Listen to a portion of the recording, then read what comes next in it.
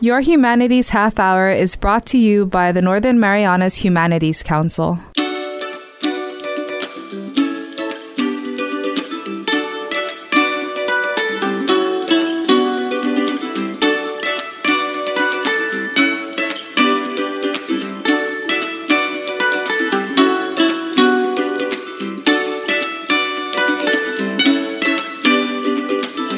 Hafide Zantero. Welcome to Your Humanities Half Hour. I'm Catherine Perry, and today we are talking magic with none other than our local magician, Leon Entienne from Magic Rocks at Sandcastle Saipan. Good afternoon. Good afternoon. Humanities Half Hour just sounds so nice, doesn't it? When I got the opportunity and Beth at the library said, hey, we got a great host that wants to have you on her show, and she said the title, I said, yes, because that just sounds so relaxing and nice, and let's just have a Humanities Half Hour.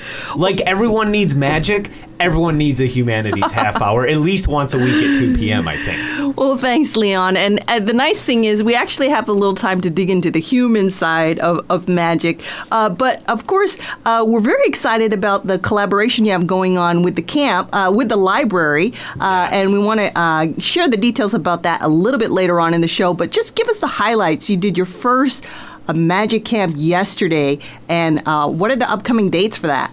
We have 2 more left. So March 10th, which is next Saturday, at 1 p.m. at the library. Get there, go sign up. Not today, they're closed, but this week. And that's for the kids. And then March 17th, we have an adult magic camp. So that's ages 13 and up.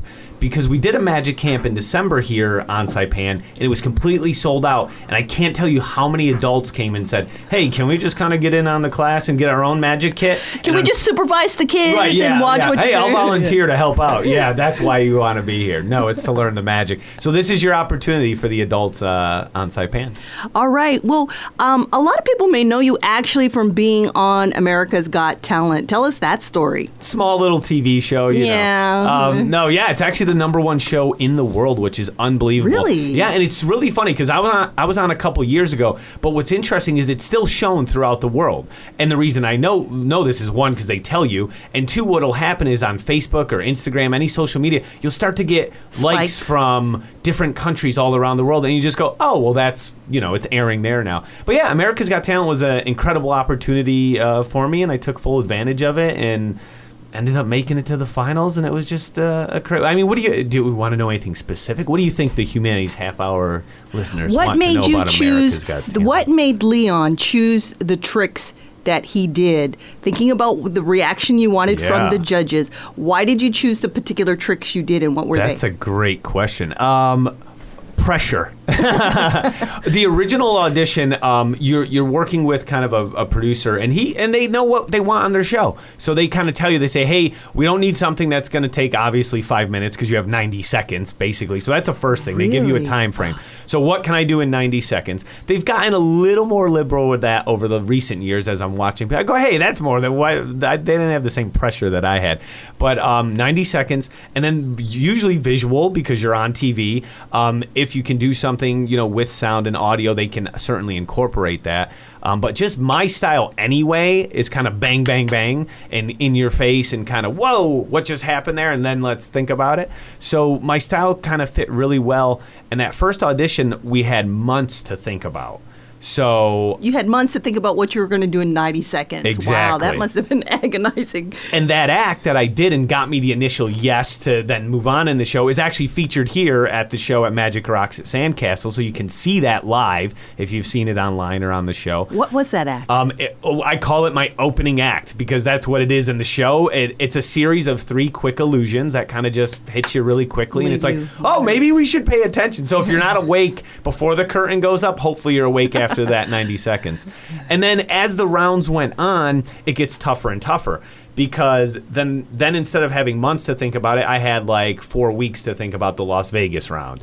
And then once you go live, and those are taped, so you're taped months in advance. And then once you go live, if you are lucky enough to make it to the next round, you now go from months to thinking about it, or 4 weeks, to you have like 2 days.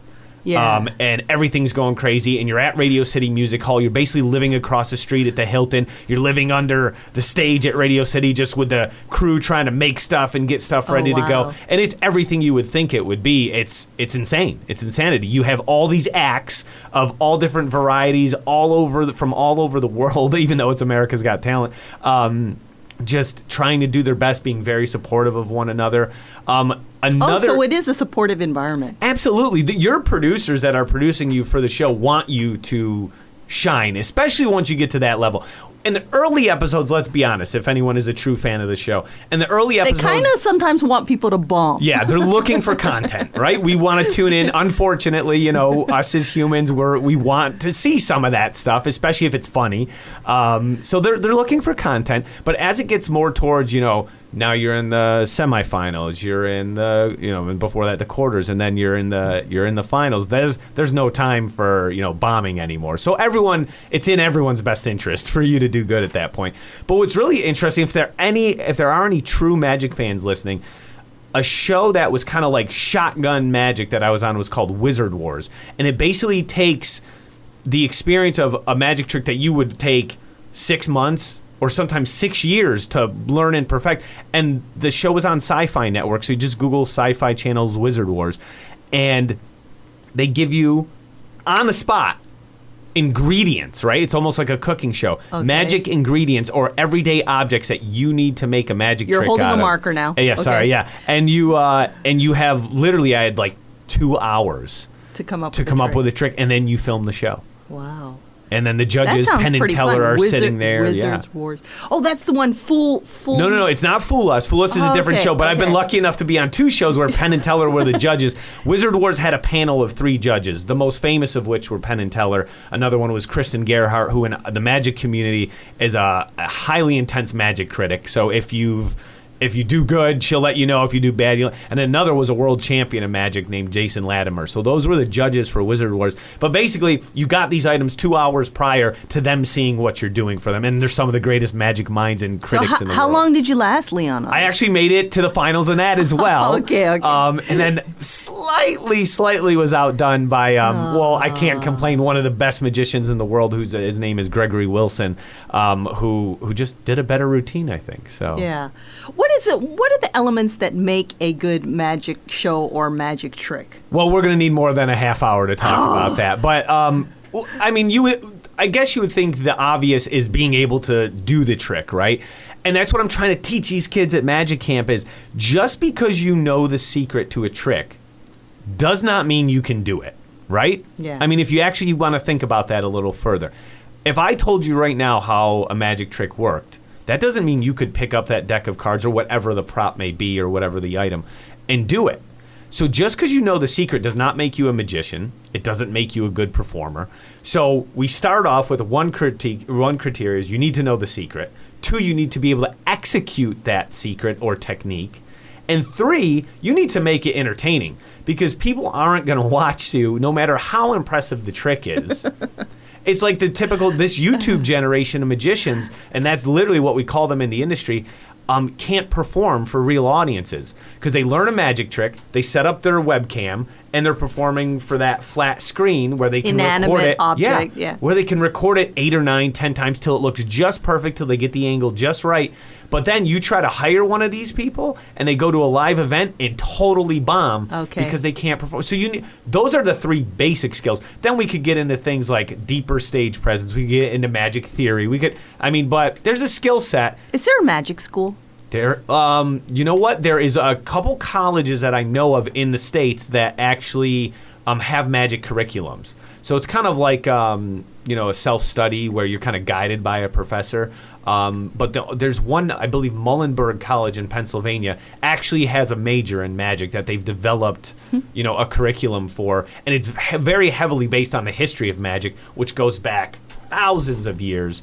So you can get into some deep study. I have a friend in London, as he would be, right? Who has a doctorate in magic history, and he is sought after by the film industry. He's sought after by all kinds of experts because he knows and has studied like you would go to a historian on a certain subject that was an Egyptian major or whatever, you would go to them. You would go to him for magic. So they're out there. There's people who hold PhDs in magic.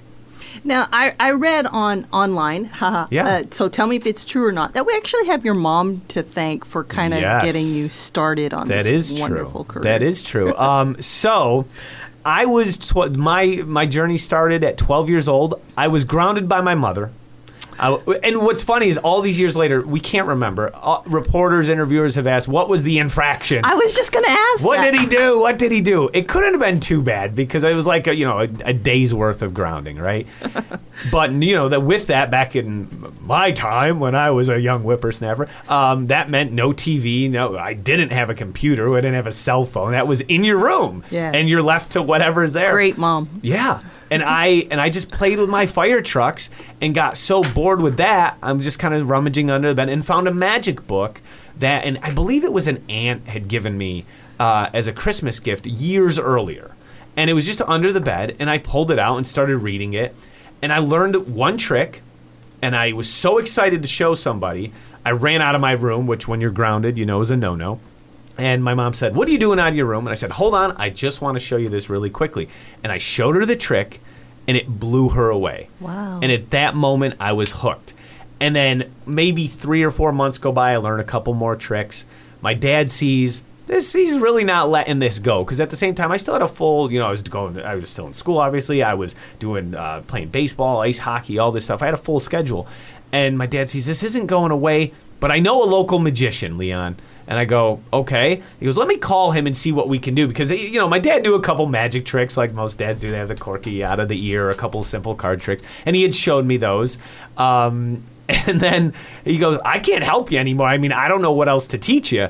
So he called the magician, and the magician told my dad that there was a magic club in town called the International Brotherhood of Magicians, which is one of 2 prominent magic clubs in the world. And in Utica, New York, the small town in New York where I'm from, small city, happened to have a local chapter. And I went to the chapter, and then things went crazy because I saw a gentleman there named Sean Robeson, who later became one of my first mentors, do stuff that I was like, that's not in this book I got. Where is that stuff? What just happened? Yeah, what is that? I mean, it was perfect. It was unbelievable. It was everything that I try to get out of an audience now when I perform for them. That feeling that he gave me, it was like, whoa. So I knew at that point I knew there was a whole nother level. And then it just got entrenched in me. I was like, okay, we gotta learn. You've actually received a number of awards and recognitions, America's Got Talent and all that. Which one means the most to you? Wow, good question. That has never been asked before. Okay, well, because of the nature of the show, I'll give you the real answer. And the real answer is probably my first one, which was I won Stage Magic Champion at a regional magic competition in Pennsylvania. But it's not because of what you think. It's not because I won. Because what happened was I had then at that time moved on to my second mentor. Because my first mentor, the gentleman I just told you about, Sean, he was really good at close-up magic. And I really wanted to, I did that, I learned that, I had my time with him. But I wanted to learn how to be on a stage. It's for whatever reason that appealed to me. So I had to put an act together. So I moved on to my next mentor. And my next mentor, I went in and my act was not good. And it's okay. You have to be not good at some point at somewhere, and you have to have people that will tell you that, and that'll help you. So he ripped down my act and built it back up from scratch with the condition of, I don't want you to do this in a magic competition because this is our creativity. We've worked so hard on this. Let's go out and let's teach you how to make a living using this act so you can support yourself, so you can support a future family, so you can do what you love. And don't go to a magic competition where, unfortunately, most of the people will just literally sit there and take notes and go, oh, that's a good idea. Let me put that in my act. And wait, how old were you at this point? 16. Wow. Okay. Yeah, 16, maybe 17. And then he unfortunately, we weren't working together anymore. And I said, you know what? Let me go compete because I can win, a prize. It was like $250 or something at the time. So I went, and I thought for my ego I wanted to win, and I won. And gosh darn it, he was there at the competition. And he saw me doing this, and he knew I wasn't. I knew once I saw him that he was disappointed because he asked. The one thing he asked me to do was not compete with it. And he sat me down with a trophy, and he sat me down with he used to drink Diet Coke all the time out of a plastic bottle there. And he put the two next to each other, and he went, "What's the difference?" And I said, "Well, what do you mean? What's the difference between these two?" And I go, "One's an award for what being I the thought was best. being the best, my hard work, and the other's a piece of plastic." He goes, "You're wrong. They're both piece of plastic. There's no difference." And he wasn't knocking down what I had accomplished. His point was, you can't make a living off this competition that you just won 200. At the time, to me, 17 years old, $250 was a lot of money. But his life lesson for later was, you took what we created. Now other magicians can see this creativity, probably going to rip it off. Whereas you could have went to a producer instead and said, "Hey, look at this act. Wouldn't you like to book this act?" And that's what he was trying to get at. He was trying to teach me what was more important in life and how to make a living as a magician. Which, to this day, most people, like for instance, there's a local student I started mentoring here on Island named Neil Fama. Is he the one that won Cinemai's Got Talent? Yeah. Okay, great. So he called me a couple weeks, but that's a whole nother story we can get in there. But Neil, especially being on Saipan and so isolated, even with the internet, he had no idea where to begin to how to make a living in magic. So at some point, the tricks are really important. But if you're serious and you want to do it for a living, it then becomes a business. It's a whole different set. But you run that magic business just like you run any other business. And that's the big secret, And it's not a secret at all. It's just that no one wants to do it. You got to put in the work. And that's what Neil's finding out right now. Magician protocol. If another magician sees somebody do an act, are they allowed to take that trick and use that trick? Not if it's original to that magician. If it's their creative works, you wouldn't, in any other industry like music, you wouldn't steal that. There are, however, creators of magic tricks that do that for a living. They literally sit in an office, just like anyone comes up with any other product. Good thinkers, but maybe not so good executors or performers. Yes. Yeah, okay. That being said, if you can find the rare combination of the two, of the great creator and performer, they're rock stars in our industry. But yeah, there's people who create magic tricks for a living. There's people who sell those and license those. But then there's also guys who ask you to respect their original work and they're using it just for their act.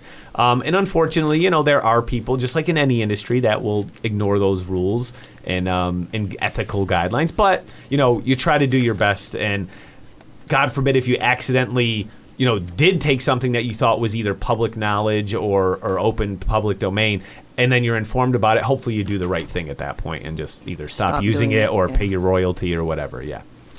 Well, we're talking with Leon Entienne, and we'll be back with more details about the Saipan Library Magic Camp after this break. The Northern Marianas Humanities Council invites the public to this year's Cinemai Junior High Mock Trial on Saturday, April 7th from 8 a.m. to 12 noon at Guma Justicia Courthouse in Susupi. This non-competitive event has students learning about the law and standard courtroom procedures as they argue a fictitious case of a shootout between a farmer and a drug enforcement agent. Participating schools are Dandon Middle School, Francisco Mendiola Sablan Middle School, Hopwood Middle School, Escuela Francisco de Borja, Dr. Rita Enos Junior High School, Tinian Junior High School, Chacha Ocean View Middle School, Saipan International School, Saipan Community School, and Mount Carmel School. All rise Saturday, April 7th at 8 a.m. Welcome back to Your Humanities Half Hour. Okay, Leon, so I was at the Lunar New Year party recently, and I happened to be standing behind the stage, behind the magician when she was doing her tricks, and I saw how she did one of her tricks. And I had been thinking about coming to the magic camp, but I realized I really enjoy not knowing and the wonder and so I don't know if that's really a promotion for the camp, but what is this camp going to offer for the kids? Well, first of all, let me tell you this. There's two types of people that enjoy magic, and both ways are cool. One is they're just going to sit there, suspend their disbelief, and enjoy what the performer's doing. I think that's me, actually. Yeah, and that's fine. And then there's another set that sit there and they look at it like a puzzle because they like the intellectual stimulation. And they go, well, that's and really the performing, cool. Yeah. And that's really cool, but how exactly, like, how would I do that? Or how? And then there's a combination of the two of those personalities. So it's all good. But what's fun about Magic Camp is these tricks are very, very basic magic tricks. They're tricks that everybody starts off with. But that being said, there's a reason that they're the most common basics and that they're classics. And that's because they work. So if you come to Magic Camp and you learn these tricks from me, they will work. You will get reactions from people. You will look like a magician. And that's really what it's all about. It's fun. You come, you learn a couple magic tricks. If you then want to take your education further and then get more serious about your magic, within the kit, there's another booklet that contains over 100 different tricks. So just with what you're going to get as being a participant in Magic Camp, alone, you could know a ton of tricks. But then we went a step further.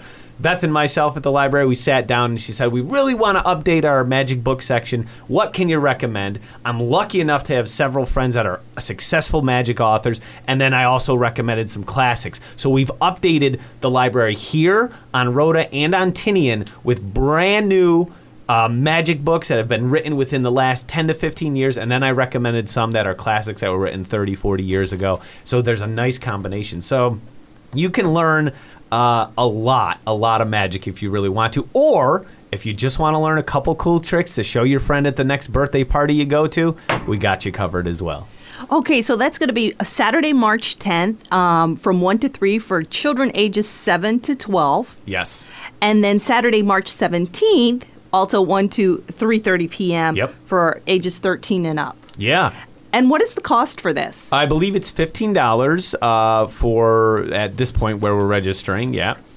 Or if you qualify for special assistance, I believe it's actually free. Oh, yes, actually, you are correct. That's totally awesome that you're doing Yeah. this partnership. I got to ask, do you feel that being a magician influences your worldview in general, or how you interact with people or perceive things with, kind of like I would say my profession is communicating. Yeah. And so I notice when people aren't communicating well or Yes. when they're giving nonverbal. How do you feel your profession influences how you see the rest of the world at all? Another great question. I think it opens, because once you realize everything isn't as it appears to be, right? Because that's my industry, right? You look at one thing, it could look like something, but it can be something totally different. I think that opens you up to the possibility in the rest of the world that, maybe we don't take everything at face value. Maybe we do a little more research on it and see what opinions we form of it. Because everything is that being said, though, it also provides wonder. Because my industry is all about providing people with wonder. So I, in turn, in this world, drive down Beach Road and go, wow, look at that. That's magic out there. So I think it does. It opens your eyes to even more of the world. I was thinking you might, I was wondering if it made you cynical, but it seems like it makes you more open. Yeah. Is what you're saying. At least with my personality. I do definitely know guys that, actually, I'm assuming the audience of this show probably know this reference. James Randi, who's like the #1 skeptic in the world. He has the Randi Foundation. He's big. Penn and Teller, he was one of their mentors, and Penn and Teller like that. And there are skeptics like Penn. If you listen to Penn Sunday School or whatever, Penn's a very big skeptic as well. So there are people within my industry that are highly skeptical. That, but I guess you would say I am skeptical, but I'm not like the Judging. serious skeptic judging. I just want to figure it out. Yeah, find I just out. look around this world. Come on, we won the lottery, right? We woke up today. We're alive. Let's not take ourselves talking too magic. serious. We're talking about magic on the Humanities Half Hour. This is great. So it's, if you can wake up and, for me, provide wonder for people on a daily basis, that's my job. I get to look out in the audience and see that smile on that person's face and know that's because of something I did.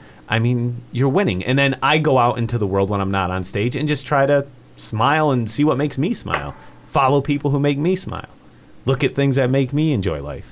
Right? That's what it's all about. I think. If I'm wrong, let me know.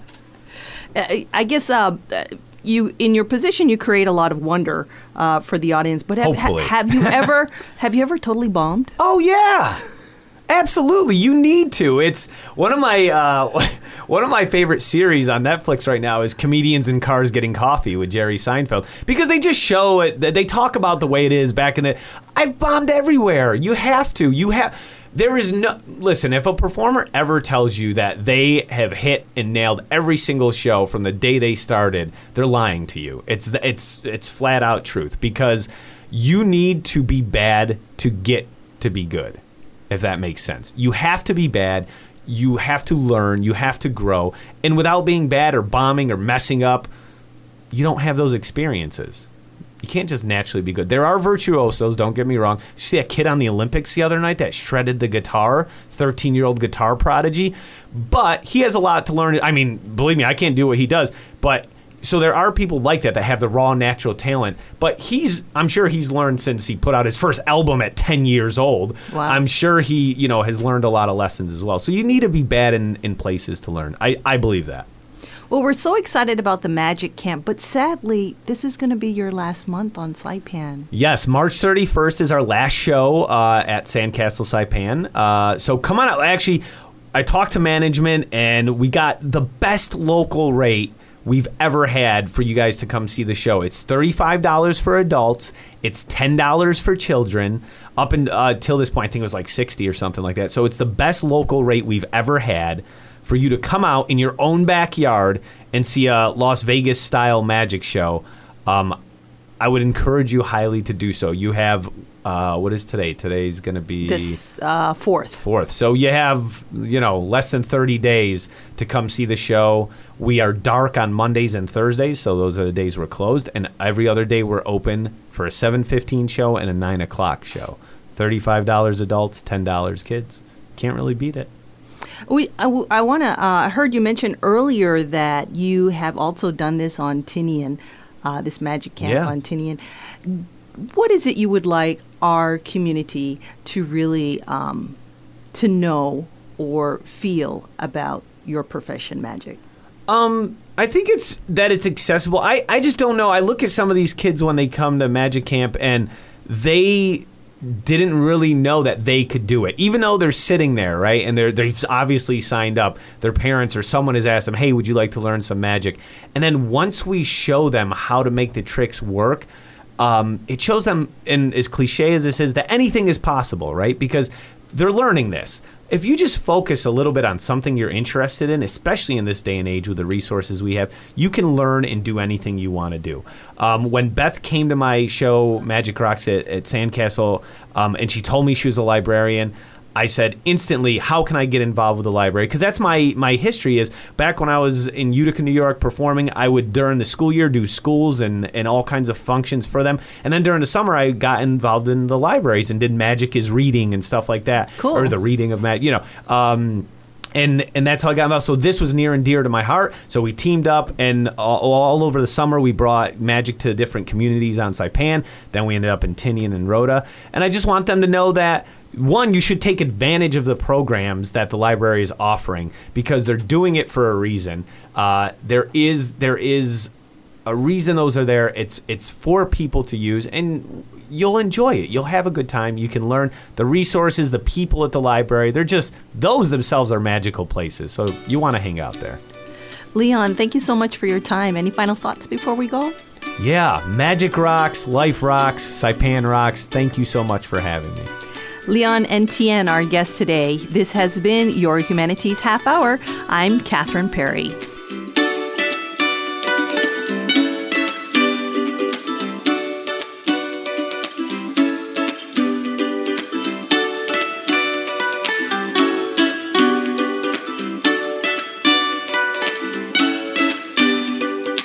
This program was supported by a We the People grant awarded to the Northern Marianas Humanities Council from the National Endowment for the Humanities. Any views, findings, conclusions, or recommendations expressed in this program are those of the participants and do not necessarily represent those of the National Endowment for the Humanities or the Northern Marianas Humanities Council.